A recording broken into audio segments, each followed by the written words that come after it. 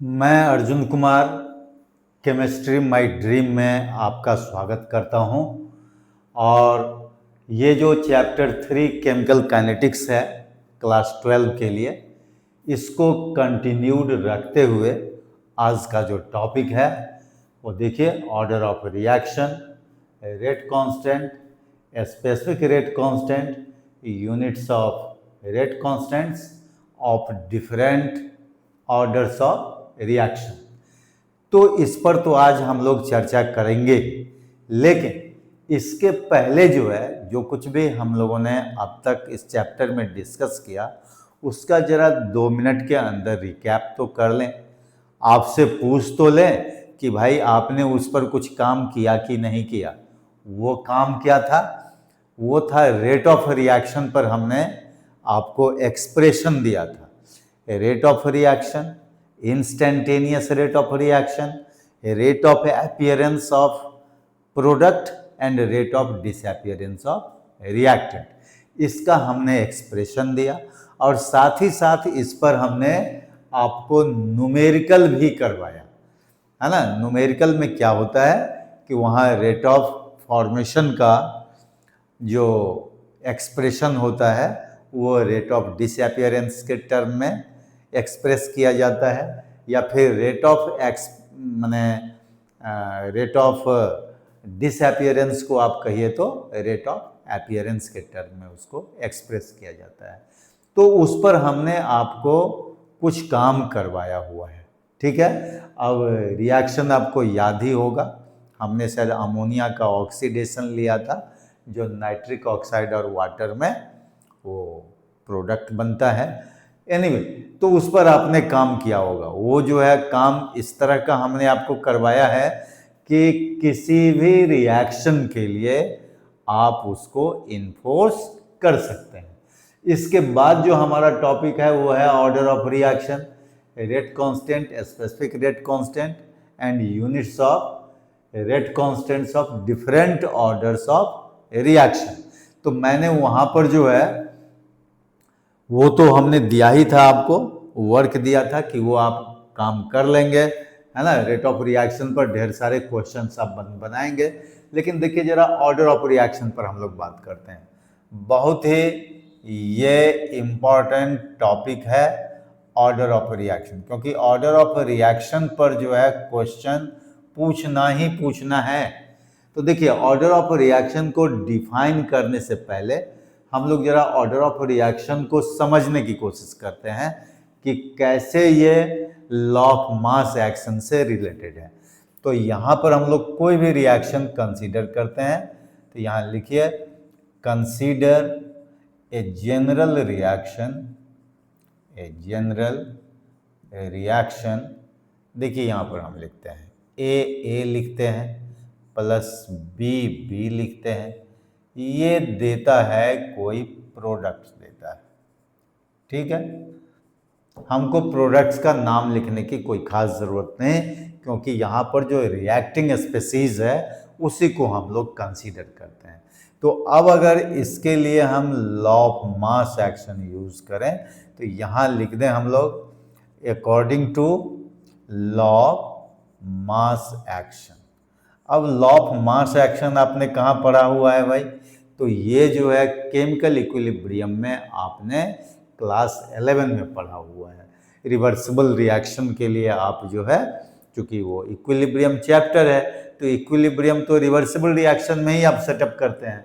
तो कहता है कि according to law of mass action आप वहाँ पर ये पढ़ते हैं। जरा देखिए, रेट इक्वल टू, रेट मतलब रेट ऑफ रिएक्शन, तो rate equal to K into molar concentration of A to the power A into molar concentration of B to the power B।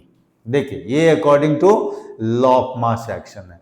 अब अगर इस पावर को हम ऐड कर देते हैं यहाँ पर, जैसे देखिए A प्लस B जो यहाँ पर है ना, ये क्या है? कॉन्सेंट्रेशन टर्म का पावर है, जिसको हम लोग यहाँ थ्योरेटिकल वैल्यू बोलेंगे। क्या बोलेंगे? थ्योरेटिकल वैल्यू, ठीक है।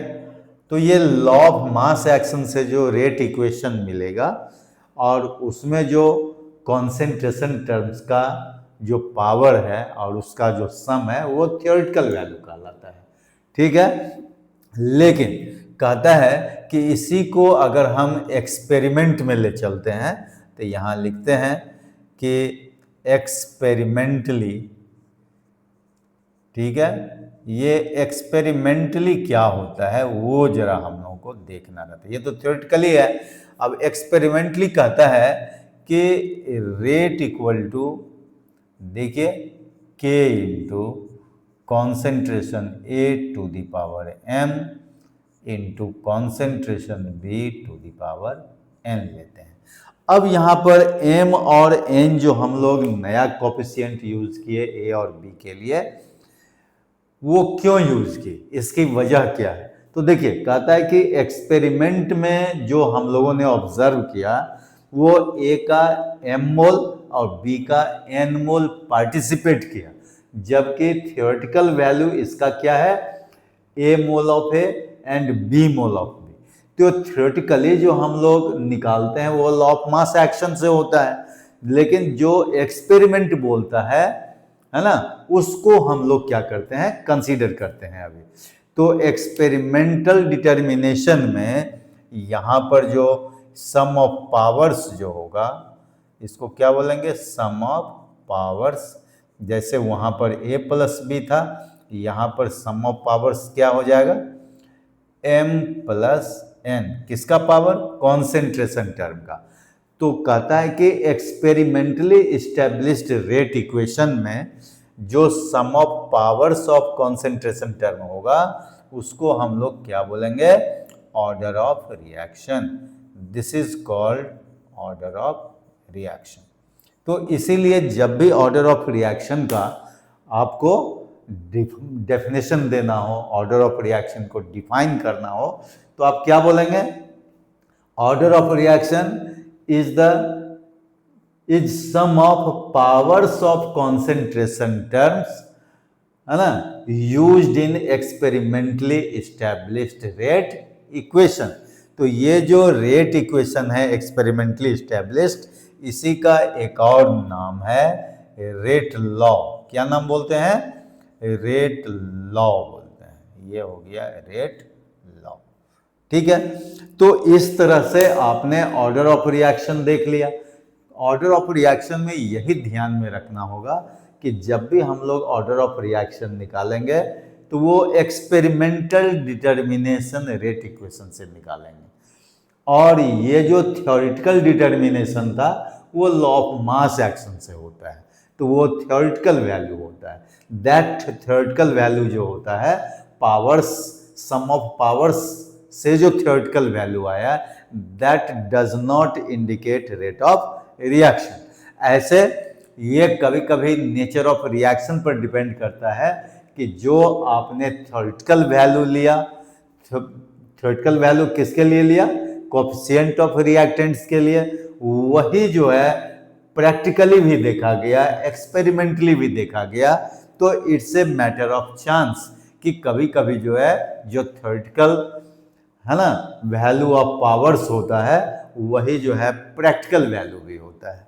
तो वहां पर ऑर्डर ऑफ रिएक्शन थ्योरेटिकली जो आया वो भी सही होगा और प्रैक्टिकली तो वो आना ही है। ठीक है, तो इस तरह से आप ऑर्डर ऑफ रिएक्शन को डिफाइन कर लेते हैं। अब कहता है कि आपके पास में डिफरेंट ऑर्डर्स का रिएक्शन होता है, तो हम लोग यहां पर लिखते हैं डिफरेंट ऑर्डर ऑफ रिएक्शन। तो डिफरेंट ऑर्डर ऑफ रिएक्शन के लिए आपके पास में जीरो ऑर्डर रिएक्शन होता है, first order reaction, second order, third order, और इवन आप फ्रैक्शनल ऑर्डर भी बोल सकते हैं। तो ऑर्डर ऑफ रिएक्शन जो होता है वो फ्रैक्शन में भी हो सकता है। तो हम लोग जनरल ऑर्डर ऑफ रिएक्शन के लिए जरा हम लोग यूनिट्स ऑफ रेट कांस्टेंट देखते हैं। तो आपको यहाँ पर हम लोग जो है लिखते हैं कि consider a general equation of nth order. क्या लिखते हैं, nth ऑर्डर। अब nth ऑर्डर के लिए मान लीजिए कि हमने n एक कंसीडर किया और यहां पर लिख दिया प्रोडक्ट, ठीक है, ये बन गया प्रोडक्ट्स, ठीक है। तो इसके लिए हम लोग रेट लॉ क्या लिखते हैं, रेट इक्वल टू लिखते हैं k into concentration a to the power n लिख देते हैं, जहां पर n क्या है, ऑर्डर ऑफ रिएक्शन है। यहां लिखा ही हुआ है कि nth ऑर्डर के लिए हम लोग ये रिएक्शन कंसीडर किए हैं। तो अगर हमको जीरो ऑर्डर की बात होगी तो n का वैल्यू क्या ले लेंगे, जीरो ले लेंगे। फर्स्ट ऑर्डर की बात होगी तो n इक्वल टू 1 हो जाएगा, है ना। तो n यहां पर क्या बताता है, ऑर्डर ऑफ रिएक्शन बताता है। अब k तो रेट कांस्टेंट है आपका, तो कहता है कि इस, अब यहां भी आप ये देख सकते हैं कि k तो रेट कांस्टेंट है। अब इसको स्पेसिफिक रेट कांस्टेंट कब बोलेंगे, तो कहता है कि दोनों ही आसान है। अगर आपको रेट कांस्टेंट को डिफाइन करना होगा तो आप तो ये लिख देते हैं ना, k इक्वल टू क्या होता है, rate of reaction divided by molar concentration of reactant, है ना, और टू दी पावर हम n लिख दिए। अब बताइए, यहां आपको अगर k का डेफिनेशन देना हो, रेट कांस्टेंट का डेफिनेशन देना हो, ये k क्या होता है, यहां पर रेट कांस्टेंट होता है। अब इस रेट कांस्टेंट का डेफिनेशन जो आपको देना होगा, तो आप सिंपली नहीं बोलेंगे कि भाई it is the ratio of rate of reaction to the molar concentration of reactant, simply आप बोल सकते हैं, तो वो उसका डेफिनेशन हो जाता है, ठीक है। ये हो गया आपका रेट कांस्टेंट, ठीक है। अब स्पेसिफिक रेट कांस्टेंट की बात होगी तो वहां पर क्या आप चेंज करेंगे, तो देखिए स्पेसिफिक रेट कांस्टेंट के टर्म में अगर आपको डेफिनेशन देना है तो ये जो मोलर कॉन्सेंट्रेशन जो आप लिए हुए हैं, कॉन्सेंट्रेशन ऑफ ए, इसको 1 मानना होगा। कहने का मतलब अगर मोलर कॉन्सेंट्रेशन ऑफ ए हम 1 मोल पर लीटर ले लेते हैं तो K is equal to rate of reaction होगा। तो उस समय जो K होगा उसको बोलेंगे हम लोग स्पेसिफिक रेट कांस्टेंट। तो यहां देखिए स्पेसिफिक रेट कांस्टेंट अगर हम बोलना चाहते हैं कांस्टेंट K, तो दिस इज इक्वल टू क्या होगा बताइए, रेट ऑफ रिएक्शन फॉर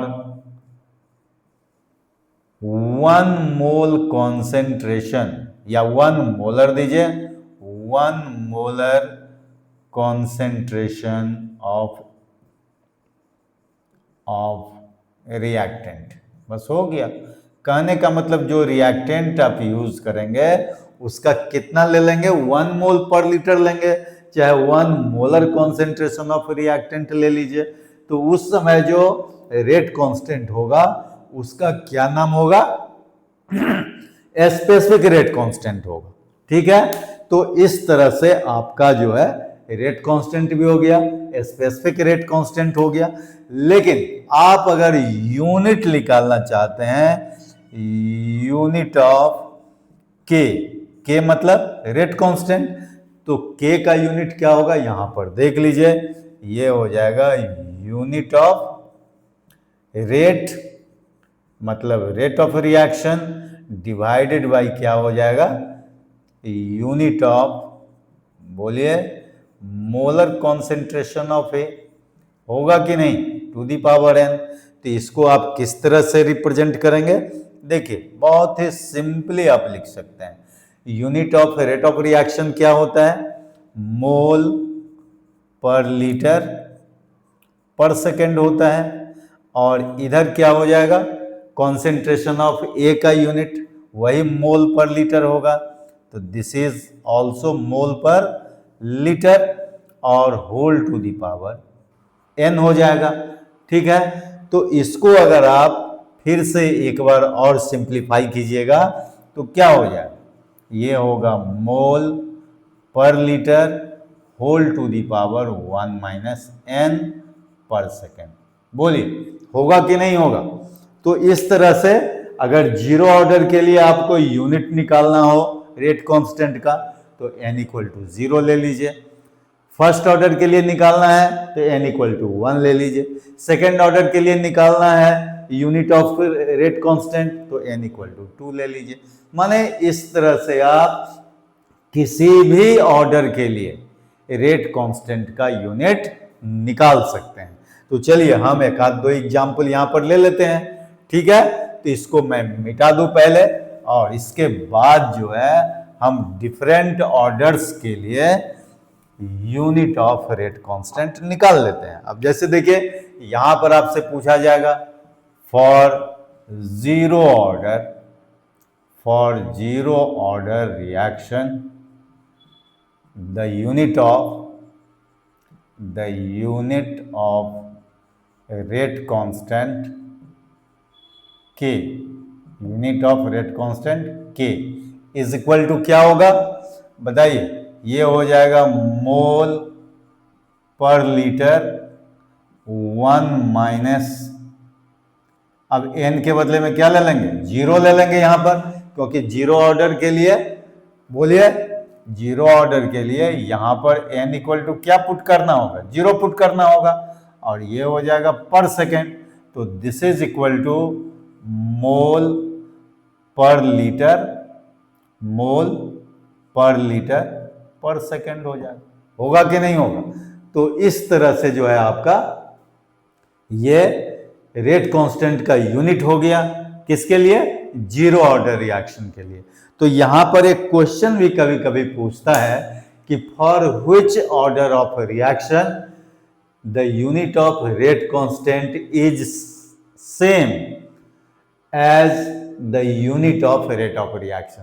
तो आप जानते हैं कि मोल पर लीटर पर सेकेंड रेट ऑफ रिएक्शन का भी यूनिट होता है, और वो जीरो ऑर्डर रिएक्शन के लिए रेट कांस्टेंट का भी यूनिट होता है। तो आंसर हो जाएगा जीरो ऑर्डर रिएक्शन, ठीक है। तो उसी तरह से अगर आपसे पूछा जाए कि फॉर फर्स्ट ऑर्डर रिएक्शन, तो उसके लिए आप क्या करेंगे बताइए, n इक्वल टू क्या ले लेंगे, 1 ले लेंगे।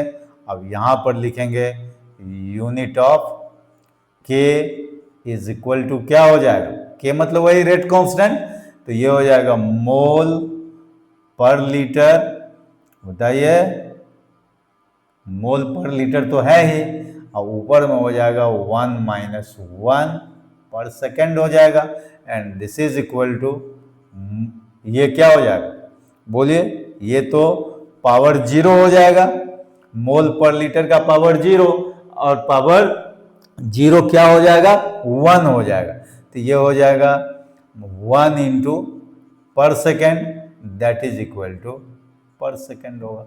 तो इस तरह से आप जो है फर्स्ट ऑर्डर के लिए भी निकाल लिए।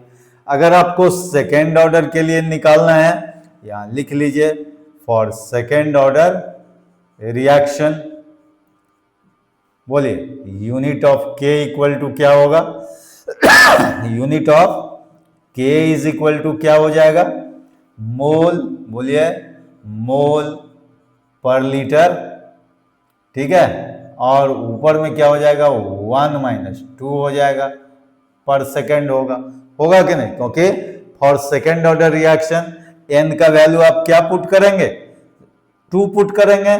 तो यहां पर जो आपका यूनिट ऑफ k हो जाएगा फाइनली, वो हो जाएगा मोल इनवर्स हो जाएगा -1, ठीक है, और ये हो जाएगा लीटर पर सेकेंड होगा।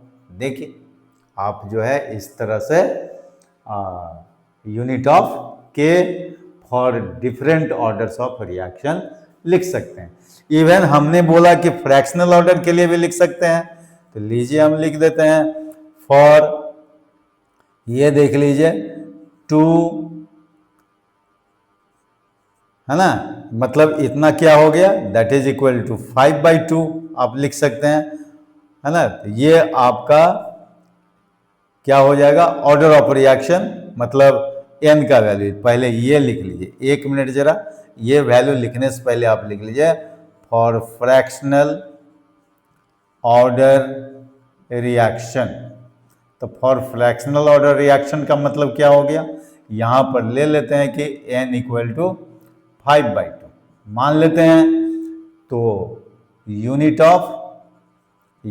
ऑफ के क्या हो जाएगा, ये हो जाएगा मोल पर लीटर होगा ना, और 1 माइनस क्या हो जाएगा 5/2 हो जाएगा पर सेकेंड। ठीक है, तो इसका फाइनल वैल्यू क्या हो जाएगा, ये हो जाएगा मोल, और पावर कितना हो जाएगा, ये हो जाएगा -3/2 होगा ना। ये 2 माइनस 5/2 का मतलब क्या हो जाएगा, ये -3/2, तो मोल हो जाएगा -3/2, और लीटर में हो जाएगा 3/2, और ये पर सेकेंड होगा। देखिए, आप चाहें तो इस चीज को समझ सकते हैं, यहां पावर हो जाएगा -3/2, तो उस -3/2 से इस पावर को मल्टीप्लाई कर देंगे तो ये होगा ना, तो ये यूनिट ऑफ रेट कांस्टेंट जो होगा ये होगा मोल -3/2 पावर में लीटर 3/2 पर सेकंड हो जाएगा। तो इस तरह से डिफरेंट ऑर्डर्स के लिए आप रेट कांस्टेंट का यूनिट निकाल सकते हैं, और एक दो क्वेश्चन सीबीएसई बोर्ड में तो रहना ही है इससे, लेकिन उतना ही नहीं, ये आपको है ना वो कंपटीशन के लिए भी एक आध क्वेश्चन ऐसा बन सकता है। तो आपने ऑर्डर ऑफ रिएक्शन देख लिया, रेट कांस्टेंट देख लिया, स्पेसिफिक रेट कांस्टेंट पढ़ लिया, यूनिट्स ऑफ क्या हो गया, rate constants of different order of reaction हो गया।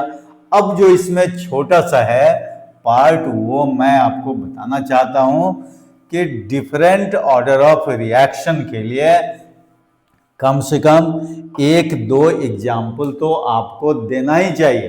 तो वो क्वेश्चन मैं आपको दे देता हूं। तो यहां लिखते हैं हम, right the reaction for different orders, और डिफरेंट ऑर्डर्स में देखिए हम यहां पर लिख देते हैं, है ना, ए में यहां पर लिख देते हैं 0 ऑर्डर, ठीक है, बी में लिख देते हैं फर्स्ट ऑर्डर, सी में लिख देते हैं सेकेंड ऑर्डर, ठीक है, डी में लिख देते हैं थर्ड ऑर्डर, और ई में लिख देते हैं फ्रैक्शनल ऑर्डर। तो हर एक ऑर्डर के लिए एक एक एग्जाम्पल आपको देना है, ताकि ये तो एक्सपेरिमेंटली डिटरमाइंड होता है, आप एक्सपेरिमेंट करने के लिए तो जाएंगे नहीं, इसीलिए हर एक ऑर्डर का कम से कम एक एग्जाम्पल आपको जान लेना है। अब जैसे 0 ऑर्डर के लिए एक स्पेसिफिक एग्जाम्पल होता है, वो मैं आपको यहां दे देता हूं। देखिए, ये जो आपने देखा हुआ होगा ये रिएक्शन, जरा इसको ध्यान से देखिए, अमोनिया का डिकम्पोजिशन जो है नाइट्रोजन और हाइड्रोजन में होता है, ठीक है। तो कहता है कि इस रिएक्शन के लिए आपका रेट लॉ जो होता है, देखिए rate equal to K into N2 to the power 0, यहाँ concentration H2 to the power 0। अब बताइए ये किस ऑर्डर का रिएक्शन होगा, 0 ऑर्डर का रिएक्शन होगा।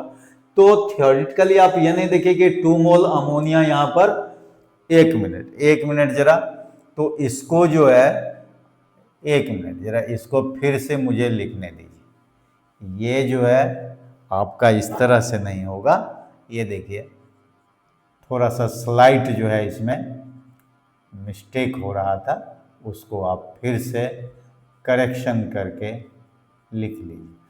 अब इसमें अगर रेट लॉ की बात होगी तो रेट इक्वल टू होगा के इंटू, बताइए, कॉन्सेंट्रेशन ऑफ अमोनिया, और टू दी पावर 0 हो जाएगा। अब आप कहेंगे कि भाई यहाँ पर 2 मोल अमोनिया लिया हुआ है, यहाँ पर 0 हो गया, तो भाई ये एक्सपेरिमेंट के थ्रू आया है ना, ये तो थियोरेटिकली आपको देखने को मिल रहा है कि 2 मोल्स अमोनिया का डिकम्पोजिशन जो है इस तरह से N2 और H2 में हो जाता है। लेकिन जब भी हम एक्सपेरिमेंटली डिटरमाइंड की बात करते हैं तो देखिए यहाँ पर rate equal to K into क्या होता है, अमोनिया का कॉन्सेंट्रेशन टू द पावर 0। इसका मतलब 0 ऑर्डर का यह रिएक्शन है। उसी तरह से फर्स्ट ऑर्डर रिएक्शन के लिए आप एग्जाम्पल ले लेंगे, सेकेंड ऑर्डर के लिए एग्जाम्पल ले लेंगे, थर्ड ऑर्डर के लिए ले लेंगे और एक फ्रैक्शनल ऑर्डर के लिए ले लेंगे। तो हर एक ऑर्डर के लिए आपको एक एक एग्जाम्पल देना है। जिस तरह से मैंने इसको इंडिकेट किया उसी तरह से फर्स्ट ऑर्डर का एक रिएक्शन लिख करके और क्या ले लेंगे, रेट लॉ ले लेंगे। अब जैसे फर्स्ट ऑर्डर के लिए देखिए सिंपली हम आपको एक बताते हैं, हम बार बार इस चीज को करने की जरूरत नहीं, एक बार आप अगर समझ जाएंगे तो आप इसको आसानी से कर सकते हैं। देखिए इसको हमने लिखा N2 प्लस ये दे दीजिए 2H2O। देखिए तो जरा, ये कहता है अमोनियम नाइट्राइड का डिकम्पोजिशन नाइट्रोजन और वाटर में होता है। तो यहाँ पर रेट इक्वल टू, जैसे हमने इसके लिए लिखा अमोनिया के लिए, वैसे ही इसके लिए रेट लॉ क्या लिख देंगे, K इंटू अमोनियम नाइट्राइट का कॉन्सेंट्रेशन। याद रखिएगा कि ये अमोनियम नाइट्राइट है। अब पावर 1 देने की जरूरत नहीं, क्योंकि ऑलरेडी पावर 1 है कॉन्सेंट्रेशन टर्म का। तो ये हो गया फर्स्ट ऑर्डर रिएक्शन का एग्जाम्पल हो गया। उसी तरह से सेकेंड ऑर्डर का एग्जाम्पल देकर के आप क्या करेंगे, रेट लॉ लिख देंगे। थर्ड ऑर्डर का एग्जाम्पल देकर के आप क्या करेंगे, रेट लॉ लिख देंगे। अब जैसे फ्रैक्शनल ऑर्डर के लिए हम आपको एक रिएक्शन देते हैं, जैसे देखिए H2 है ना, जैसे आप ये ले लीजिए H2 प्लस Br2, ये देख लीजिए H2 प्लस Br2, ये आपको 2HBr आ रहा है।